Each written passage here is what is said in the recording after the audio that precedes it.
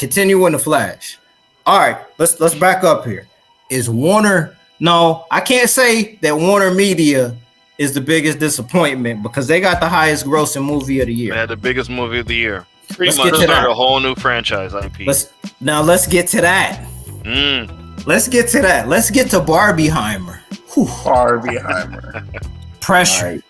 Right. Never happen again. What side of the coin we gonna talk about?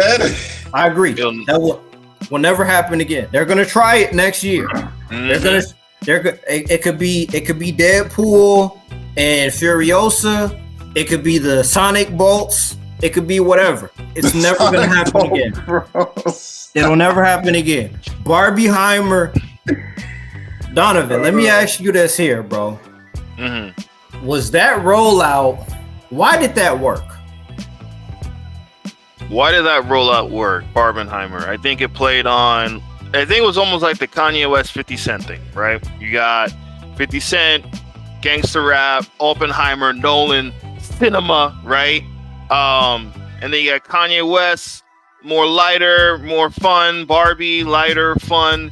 Masculine, feminine. So that whole ordeal kind of worked, but it wasn't. It was still like a friendly competition. It was like people were going to see both of them just for the fuck of it. You know what I'm saying? It wasn't like fuck Barbie, I'm only going to see Oppenheimer. I mean, for some of the Nolan addicts, sure, but they're the only ones, for the Nolan army. The Nolan Navy.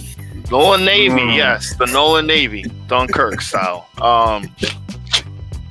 But I think it just worked, man. I think Barbie's one of the most woke movies of all time, and it made over $1 billion. It literally had the wool over, like the sheet over us. Like the way they marketed that and disguised it, it was to the point where if you saw it, you couldn't really hate on it because it was really entertaining and funny. Like, you got to be really sensitive. You watch Barbie and you're like, I'm offended. That really attacked my masculinity. You really got to be like, yo, what is something's wrong with you. Because the film had a lot of energy, it had a lot of heart. And to me, it was pretty much like the comedy of the year. It's in my top three. Three. Okay, Charles, which of those movies did you see? Did you see either one of those, bro? I saw Barbie, and I haven't finished Oppenheimer. I don't blame you because it's 3 hours. I don't blame you. Oppenheimer. Now, I was cooked for Oppenheimer. I got a little bit my review is a little bit misguided because I saw Barbie twice that day. I saw Barbie twice, and the second time I went right into the Oppenheimer theater and I was cooked. I was ready. Hey, bro, because listen, when we did the audio joint, you destroyed it, bro. I was pissed, bro. I wish it. We should have released that audio. We should have dropped that audio because you jumped in there and destroyed that shit while you was at Disney World or whatever, wherever you was at, bro. He said they got a bomb and it didn't even look like a bomb. I still stand on it. It still didn't look like a bomb, but it wasn't the worst of the world. It wasn't the worst of Nolan's films, but it's to me it's still not the still not the best. So from my angle, this is what I'll say about that whole rollout. I agree with you 100%. That's something that's never going to happen again. For two movies to release the same day and still be in the top 5 worldwide box office, that's never going to happen again. Yo. And also the fact that Nolan jumped ship from Warner Brothers, right, to Universal, and Warner Brothers like, you know what? You got it. Let's release Barbie the same weekend and let's see what happens. Let's just release the same weekend as Nolan. Let's just see what happens. Super spicy, right? But it worked. That worked for, and this is what I'm gonna say about Oppenheimer, right? I went to the theater to see it. It was 3 hours. My wife fell asleep, just like I knew she would. She wanted to go see Oppenheimer after she went to see Barbie. She went to see Barbie with her mom, and then the week after that, we went to see Oppenheimer. What I'm gonna say is this here: Christopher Nolan made an accomplishment for him to make a film detailing the driest subject matter as possible. Super dry. I'm gonna keep it 100 with you. Before this movie came out, most people have no idea who Oppenheimer was or what he meant to world history, right? Mm-hmm.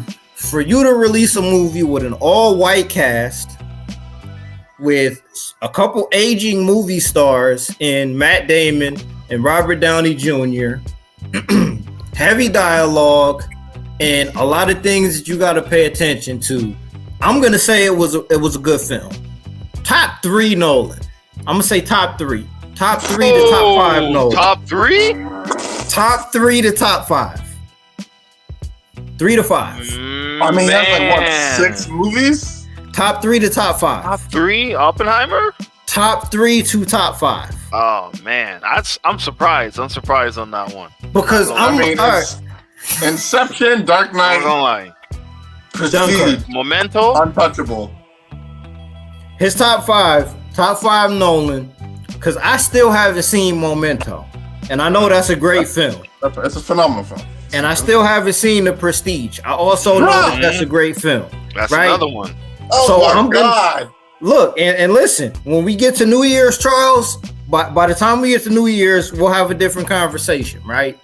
But as far as what I've seen, I still maintain top 3 Nolan is, in whatever order you want to put it, Inception, Dark Knight, and Dunkirk. And then if you want to put Oppenheimer, Prestige. I mean, that's all his movies. Top 5, that's everything. That's Oppenheimer, right. But what I'm going to say is that it's an accomplishment on its own to make a film that generates that kind of critical acclaim and that kind of box office result on subject matter that nobody really cares about in 2020. Man, only he can do that shit, man. He's the only one but that's an accomplishment. You can't take that away from him. Whether or not you feel the movie should have been 3 hours or not, whether or not the explosion didn't look like an explosion, whether or not Robert Downey Jr. and Matt Damon and Emily Blunt might be a little bit past their prime, you can't take away from the... Yo, they just got it straight for no reason. And I'm saying this respectfully because, again, hold on. This is what I'm saying. It's not popular in 2023 for any filmmaker to make a film with an all-white cast. That's not popular. And even I feel a way about that, right? Mm-hmm. Even Cillian Murphy, he's was he 50 something? We were just talking about that. I was just talking about it with Dion. No, hey, but listen, Cillian Murphy is a beast. No, he is. Cillian Murphy should at least, his name should at least be on the list of nominees. He's not gonna win. Uncle Jack, what up? This is interesting. I don't know if it's time for that, Dion, but go for it, man. For what you just said, did anyone say anything about there not being any black people in that movie? No. Was there one critic? No. No. But did black folks not post it in the blurred groups? I'm sure they did. I'm not they're Nolan Knights. The Nolan Knights. I mean, listen. I'm sure there's brothers that are in the. If you appreciate film, you should respect Christopher Nolan. Absolutely. If you appreciate filmmaking. So to me, Oppenheimer making $900 million is more of an appreciation for filmmaking than it is for the actual film. My only problem with we've had this about where Nolan's at. Absolutely. Take his name off that movie and it doesn't break 400 million. If Spielberg directs it, it still gets nominated, but it makes half. Sends his assistant to direct it. Absolutely, but it makes half of what it made. It makes half. There's an appreciation for Christopher Nolan's ability to make films. Absolutely, 100%. Him, Scorsese, different cloth. Different cloth. I feel like you should still. I feel like the balance is making sure you're still entertaining while satisfying that purist. I agree. Nature of you, and he had that. Prestige, Dark Knight. He was doing it. Yep. It started to show itself. Dunkirk. Yep. It started to show itself. Tenet, where he just like, don't get it. well, if you didn't get it, watch it again. Read the screenplay. Get it, watch it again. Where he's like, it's more about him satisfying this project than him creating for the world. You're speaking facts.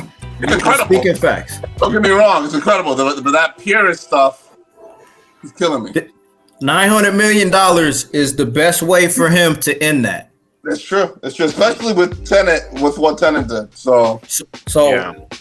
I don't think it's gonna stop. I don't think it's gonna stop. I think it's gonna keep going. I agree with what you said over the summer. It's time to take a break.